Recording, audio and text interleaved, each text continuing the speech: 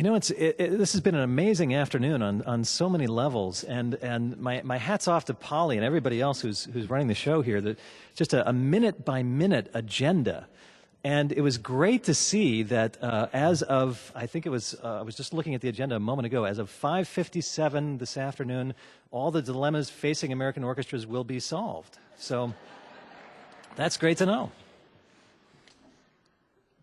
Should we do some radio? Let's do.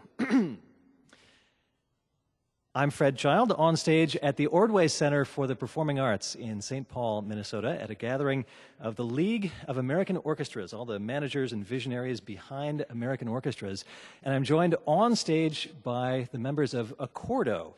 This is a chamber ensemble with members from the St. Paul Chamber Orchestra and the Minnesota Orchestra. The ensemble can take different forms. It can play a lot of different kinds of chamber music and a lot of different setups. This particular setup, Ruggero Elefranchini playing the violin, Sabina Thatcher playing viola, and two cellists, Anthony Ross and Beth Rapier. Would you please welcome the members of Accordo?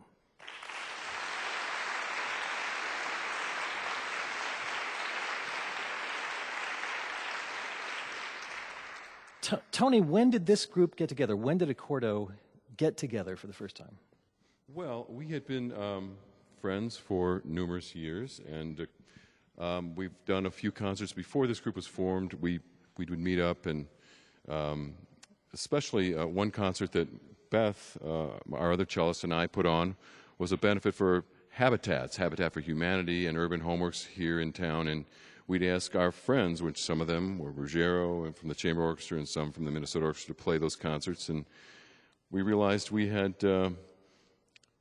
something we wanted to go further with. And it's such a great repertoire, the chamber repertoire, that we just want to delve into it as far as we can go. And Ruggero, I have to ask. I mean, between the members of Accordo, you've got members of the St. Paul Chamber Orchestra, Minnesota Orchestra. You're in the St. Paul Chamber Orchestra. What is so terrible about being in an orchestra that you wanted to do this in addition? No, there is nothing terrible about any form of music. I actually think that I always think I'm playing chamber music, even when I'm playing in an orchestra, actually. It just, you know, it's something I missed. I used to be in a quartet for 11 years, and, you know, I needed a dose once in a while of the drug of chamber music. Just a part of your musical personality that needs to go. And also pieces that, you know, it's a completely different listening and playing. It's something I miss doing on a daily basis, so it's great to have it once in a while. We're about to hear this very unusual string quartet by Russian composer Anton Arensky. Usually a string quartet, two violins, viola and cello. This piece, one violin, viola, and two cellos. Ruggero, how do you feel about this? Well, the other violinist is coming on a second movement. I hope. It might be late. I have to play some double stops, actually, in the last movement. We're on a budget. Normally we have. This is a fascinating piece. Anton Arensky had two main teachers, Nikolai Rimsky-Korsakov and Tchaikovsky. And he could have written a piece in homage to Rimsky-Korsakov, but at one point, Rimsky-Korsakov was asked about his former student, Arensky, and he said, yeah, Arensky, he was under my influence for a while, and then under Tchaikovsky's influence. Yeah, that Arensky kid, he will soon be forgotten. So no surprise that Arensky did not write a piece in homage to Rimsky-Korsakov. He wrote a piece in homage to Tchaikovsky, and in fact, this piece in three movements, and the second movement is full of variations. Tony, it's a set of variations on a tune by Tchaikovsky. Right, exactly. And Arensky wrote this piece, I think, well, I don't know about the second movement, but referring to your earlier statement, I mean, any group is going to be better with two cellos versus one. I promise you. So, but what were we talking? It takes two cellos to play a quartet. So we've got these great variations in the middle movement, and you may very well recognize the theme, a wonderful theme written by Tchaikovsky, and a great set of variations by Arensky on that theme. In the third movement, it actually begins with a Russian funeral song, but then it very quickly switches into this Russian folk song. And Ruggiero, I wonder if you could just play the tune for us of what this, the second theme in the third movement, which is kind of a well-known Russian tune.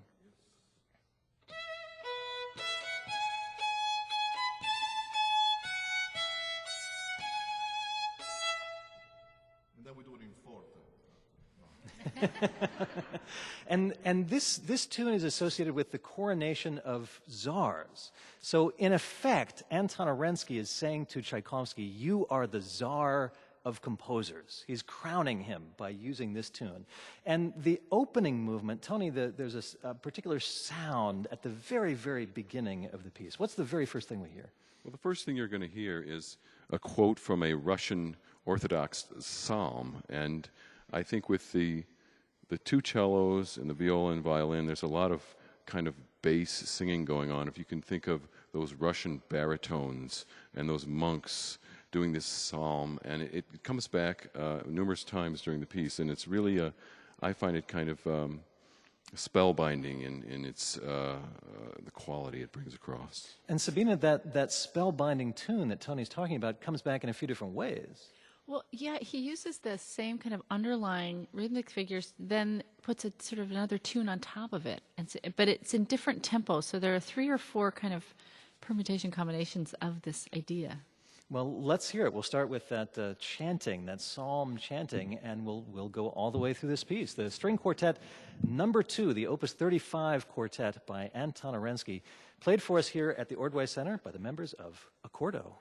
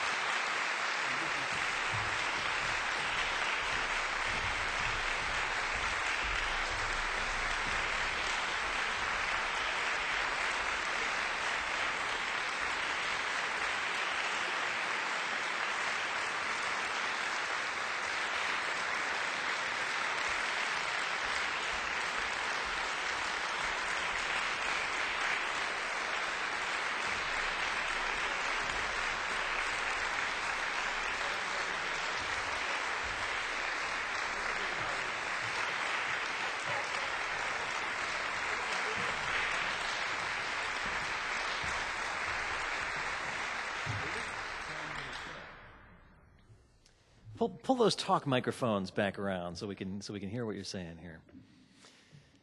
The String Quartet number 2 by Anton Orensky is Opus 35 string quartet with the unusual setup of 1 violin, 1 viola, and 2 cellos, played for us by the members of Accordo here on stage at the Ordway Center for the Performing Arts in St. Paul, Minnesota. Ruggiero Alafranchini playing the violin, Sabina Thatcher playing viola, and 2 cellists, Anthony Ross and Beth Rapier. Wonderful performance. A great piece. And I love the way it builds and builds toward the end. I mean, when that third movement begins with a funeral march, you think, oh, this is going to have a sad Russian ending. Mm-hmm.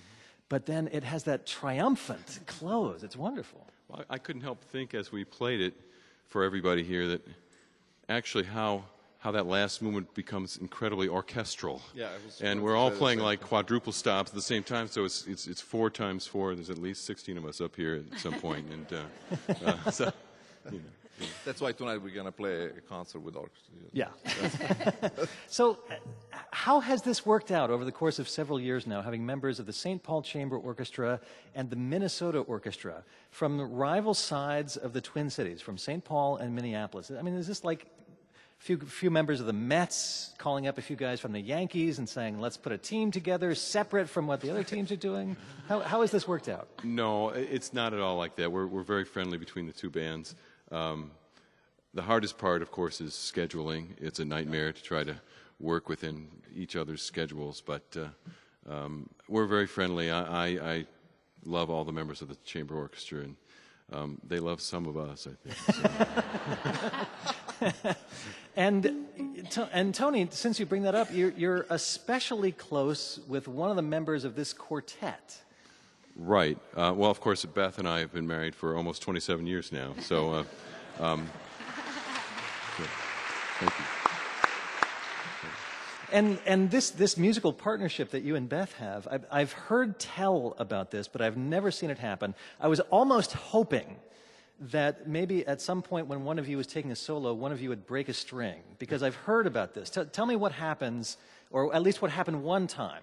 You know what I'm talking about. Yeah, I'm kind of notorious for breaking strings in the middle of concerts, and as Beth being the assistant principal cello of the Minnesota Orchestra, and you, by the way, are the principal cellist. I'm the principal, so if I break a string and there's a big solo coming up, or if I'm in the middle of a solo, we usually switch cellos, and Beth ends up having to switch my string for me, which is actually more nerve-wracking than actually playing the solo while you're doing that on stage anyway. So we've had some really crazy times with that, and you never know when it's going to happen. The problem with cello strings, they don't tell you when they're going to break. And they don't start sounding like they're going to break either. They just happen to do it. So. And Beth, do you have full confidence that if you were playing a solo and your string broke, you could hand your cello to Tony? Oh, yes, absolutely. Although he's not as experienced at this trick as I am. I mean, this is actually something quite complicated. It's one thing when a violin soloist breaks a string, and, you just hand a little fiddle to each other, but trading cellos in the middle of the piece... Well, the most fun we ever had doing that, well, I had actually, was I was the soloist for the Richard Strauss's Don Quixote, and there's a place where he falls off his horse and he's stamping into a creek, and he's mad, and you play these really fortissimo pizzicati, and on the very last one of the solo part, I broke my A string. I snapped it right off. And then an orchestral tutti comes before a bunch of other solos for me. And so I walked across the stage, and I handed my cello to Beth. As the music is still going on. As the music's going on, and she fumbled with the string for about 2 minutes while the tutti was coming, and gave me my cello back just in time for my next solo entry. It was perfect, So, and it was in tune, too. Well, this has been a real pleasure. I love that piece by Anton Orensky. Such a great, rich sonority, too rarely played by far, this string quartet by Anton Orensky. Wonderful piece, wonderful performance. Thank you so much for sharing it with us. The members of Accordo, thank you very much. Thank you. Our pleasure.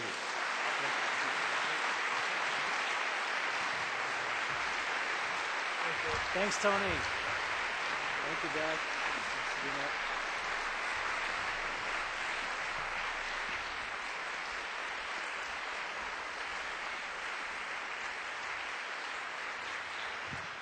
And Just a quick closing thought. I mean, this is the kind of thing that we do quite often in the PT studios, which are just across the street, and many of you were over there. We call these perf chats. We do perf chats all the time in our studios, but we can also do it, as you can see, on stage. And we take the show on the road. I just got back from the Spoleto Festival in South Carolina. In a couple of weeks, I'll be going to Round Top in Texas. This summer, I'll be spending a week and a half. PT will be doing a residency at the Aspen Music Festival. Laura, are you here from the Aspen Festival? Hi, Laura. I'll be at the Aspen Festival doing similar things to this on stage at the Aspen Festival. And wherever there are great stories to tell, as Brian said, we want to tell them. So come up and grab one of Brian's business cards. Tell us about your story. And let's get your story told to the nation via PT and American Public Media. Thank you very much for coming, and look forward to chatting with as many of you as possible after we're all done here this evening. Thanks very much.